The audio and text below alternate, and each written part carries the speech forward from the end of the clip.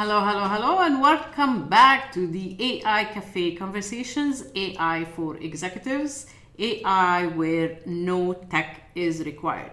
This is your host, Sahar and Ravi. I am your AI whisperer.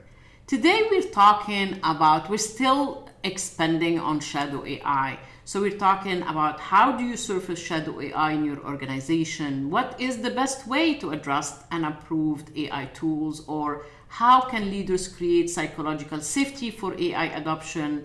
Or even how do you prevent employees from hiding AI use? So welcome back to this new episode. So let's talk about the question, and this is the question that I have been getting nonstop since we started this Shadow AI series. Sahar, I get it. Shadow AI is real. My team is using unapproved tools. Okay, I'm probably using some myself. But what do I actually do about it? This is a question. I lost count on how many times I have been asked this question in so many ways. And here is what's interesting about that question. When executives ask me this, they are usually expecting me to say something like create a policy or implement controls or run mandatory training. But here is the thing. If 80% of your employees are already using shadow AI, policies and controls clearly are not the answer. They are the reason shadow AI exists in the first place.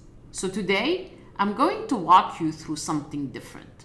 I call it the Surfacing Shadow AI Protocol. And it's based on a really simple neuroscience principle. Your brain doesn't respond well to threats. When you approach shadow AI from a place of control and punishment, you trigger your team's threat response. Their amygdala lights up, they go into protection mode. And what do? They hide even more. But when you approach it from curiosity and understanding, you activate the prefrontal cortex, the part of the brain that problem solves, that collaborates, that innovates. The protocol I'm about to share isn't about catching people doing something wrong. It's about understanding what they are trying to accomplish and why your approved tools are not helping them get there. So let's dive in. So before I give you the protocol, let's talk about why most attempts to address shadow AI fail in a big way, and why most of them or most of the approaches fail.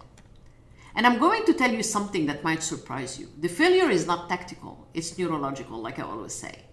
Here is what typically happens. Leadership discovered that employees are using unapproved AI tools. Maybe IT flags suspicious activity. Maybe someone mentions ChatGPT in a meeting, or maybe your company started using AI detectors that are detecting the AI-generated content. Whatever triggers the discovery, the response is usually the same. Leadership panics. They see security risks, compliance violations, loss of control, and their immediate instinct is to crack down. They send out a company-wide email. Quotation mark in the air. All unapproved AI tools are prohibited, effective immediately. Violations will result in disciplinary action. And do you know what happens in your employee's brain when they read that email? Their amygdala, the threat detection center, activates. They immediately shift into survival mode. And survival mode has three responses: fight, flight, or freeze. Fight looks like resistance, like this policy is stupid. I'm going to keep using the tools that actually work. Flight looks like quitting. Fine, I'll stop innovating. I'll just do the bare minimum. Freeze looks like paralysis. I don't know what's allowed anymore, so I'm not even going to try anything new. None of these responses help you. None of them create the innovative AI-empowered workforce you're trying to build. So here is the question I want you to ask yourself. What if instead of triggering threat response, you triggered curiosity response? What if your team's prefrontal cortex, the part that thinks strategically and problem solves, stayed online during the conversation. That's what the surfacing protocol does. It keeps the prefrontal cortex engaged. And here is the key insight from neuroscience. When people feel psychologically safe, they share truth. When they feel threatened, they hide it. So the first principle of the surfacing protocol is simple. Create safety first. 2. All right, let's get into the actual protocol. There are 4 phases. And the order matters because each phase builds psychological safety for the next one. Phase 1, leadership transparency. This is where most organizations want to skip ahead. They want to go straight to tell us what tools you're using, but that doesn't work. It doesn't work that way. Here is why. Your employees need to see leadership go first. Remember what we learned from the research? 93% of executives are using shadow AI. Your leadership team is just as guilty as everyone else, and your employees know it. So phase 1 is about leadership modeling vulnerability. And this is where I see the most resistance. Executives tell me, but if I admit I'm using unapproved tools, won't that undermine my authority? And my answer is always the same. Your authority is already undermined. Your employees already know you're using those tools. The only question is whether you're going to acknowledge reality or pretend it doesn't exist. So here is what phase 1 looks like in practice. Leadership stands in front of the organization and says something like, we need to talk about AI tools, and I'm going to start by being honest. I use ChatGPT, or I use Gemini, or I use my Copilot, or Claude. I use tools that are not on our approved list because the approved tools don't always solve the problems I'm facing. And I know many of you are doing the same thing. Do you see what just happened here? You didn't announce a crackdown. You announced shared reality. And when leaders admit their own shadow AI use, something powerful happens. The psychological safety barrier drops. Your team realizes, oh, this is not about punishment. This is about figuring this out together. Phase 2, the discovery session. Now that you have created safety, it's time to understand the landscape. What tools are people actually using? And more importantly, why? And here is the critical part. The discovery session isn't an audit. It's not compliance checking. It's not IT doing a sweep. It's a conversation. And the questions you ask matter. Remember, good questions, good answers. Bad questions, bad answers. Wrong question, what unapproved tools are you using? That's a compliance question. It triggers defensiveness. Right question, what problems are you trying to solve that our approved tools are not helping you solve? Do you see the difference? The first question focuses on rule breaking. The second question focuses on unmet needs. And here is what happens when you ask the right question. People stop defending their behavior and start explaining their thinking. They tell you, I needed to analyze customer feedback patterns across 500 responses. Our approved tool would have taken me 3 days. I used Claude, Anthropic, and got it done in 2 hours. Or I had to draft a technical specification for a client. Our template system is clunky at best. I use ChatGPT to help structure my thinking. These are not stories of rule breakers. They are stories of problem solvers who found better tools. So in phase 2, you are conducting what I call shadow AI listening sessions. Small groups, 5 to 8 people max, led by someone they trust, not the compliance officer. And you ask 3 questions. What work challenges are you facing that you wish you had better tools for? Have you experimented with any AI tools to address those challenges? If you could design the perfect AI toolkit for your role, what would it include? Notice what you're not asking. You're not asking people to confess. You're asking them to help you understand their needs. And here is the neuroscience magic. When people feel heard, their oxytocin levels rise. That's the trust hormone. And when oxytocin is high, people become more collaborative, more open, more willing to work with you instead of around you. Phase number 3, the amnesty period. Okay, now you know what tools people are using and why. Phase 3 is where you create the bridge from underground to above ground.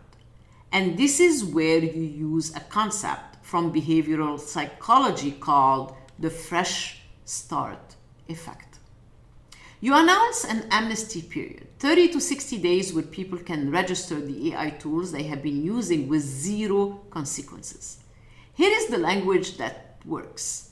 For the next 60 days, we are opening a shadow AI registry.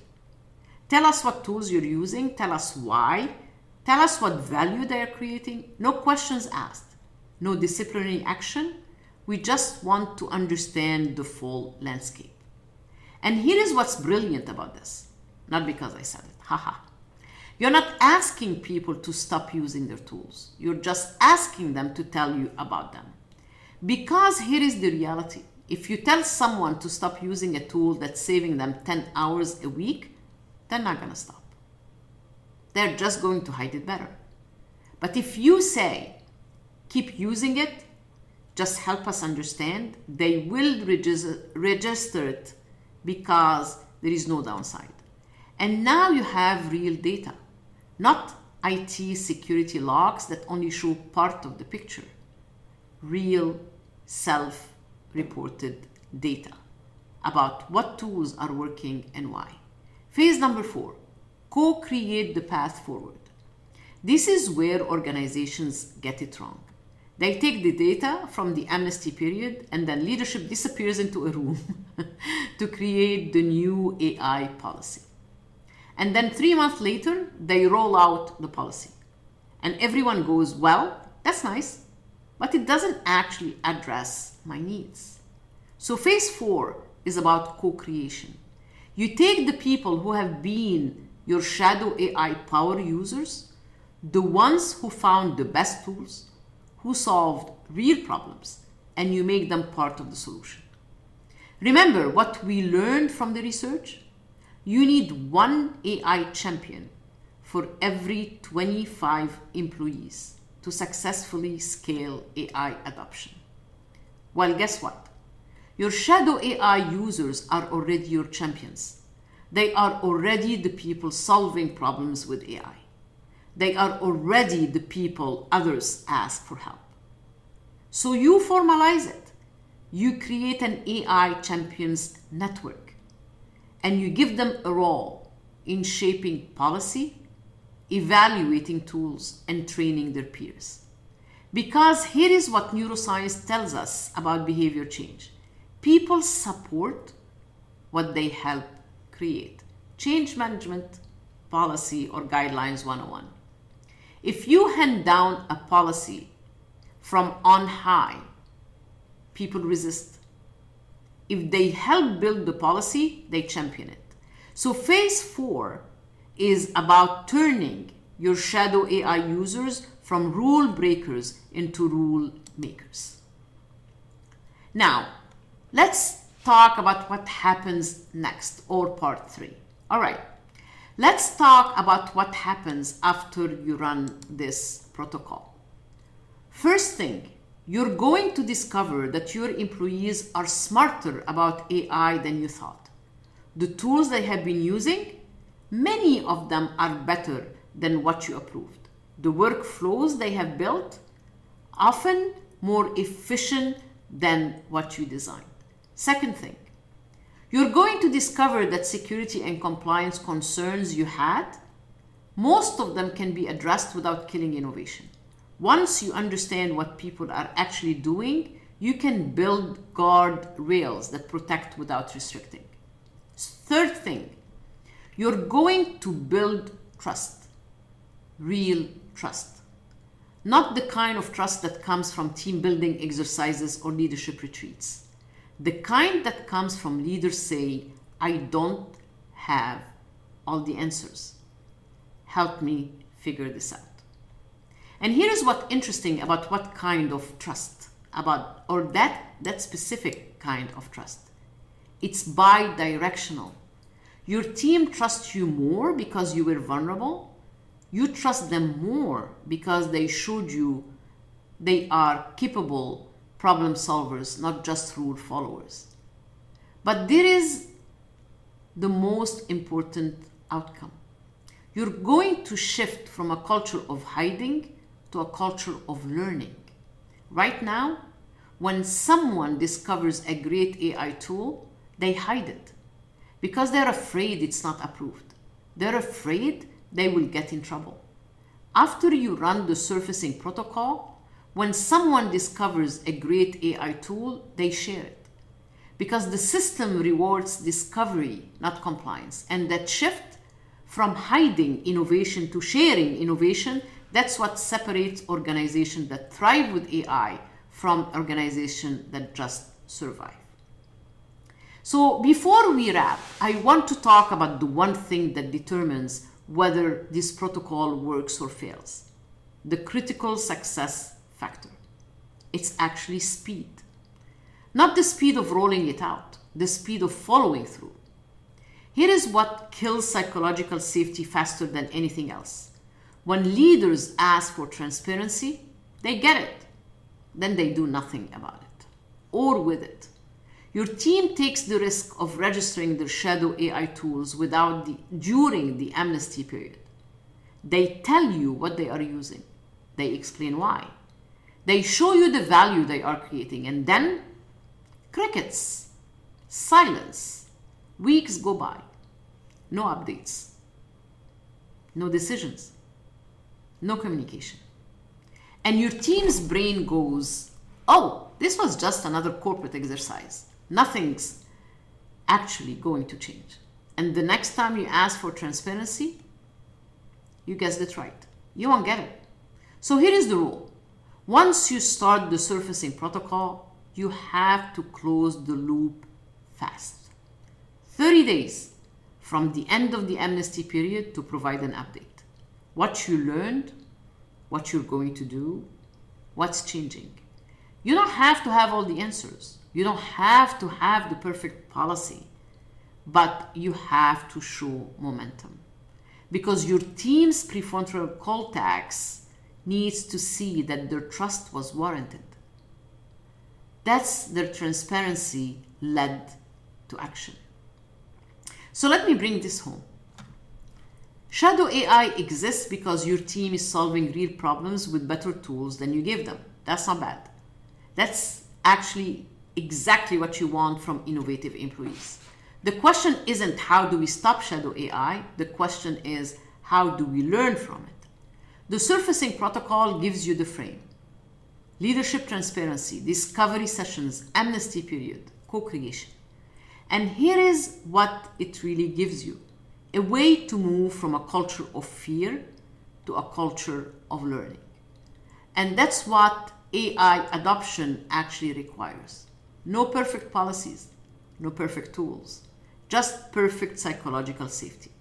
Because when your team feels safe enough to show you what they are really doing, that's when transformation happens. Next episode, we are going to talk about something you can do right now, even before Thanksgiving, though Thanksgiving is tomorrow. I'm calling it the Shadow AI Holiday Challenge. So I'll call it even before Thanksgiving weekend is over, to be factually correct. I'm calling it the Shadow AI Holiday Challenge. And it's a way to start this conversation with your team in the next 72 hours. Until then, ask yourself this question.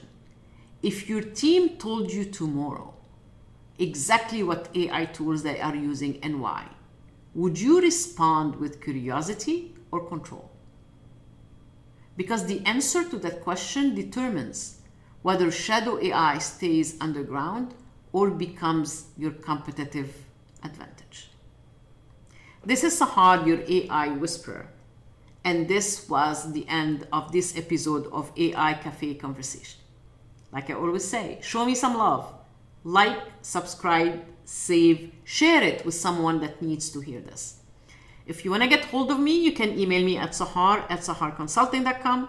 You can find me on LinkedIn, Sahar Andrade, or on Instagram, Sahar the Reinvent Coach. You have comments, you have questions, again, you can email me on the same email.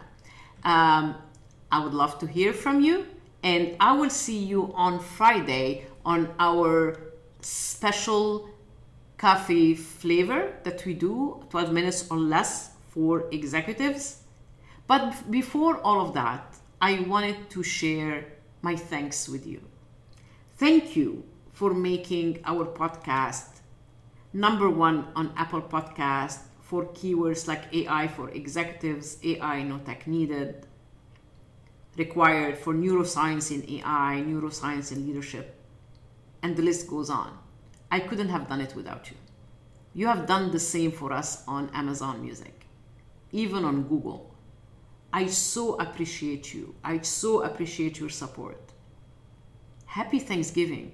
May all of you always stay grateful with a lot of gratitude in your heart. Gratitude is the doorway to abundance.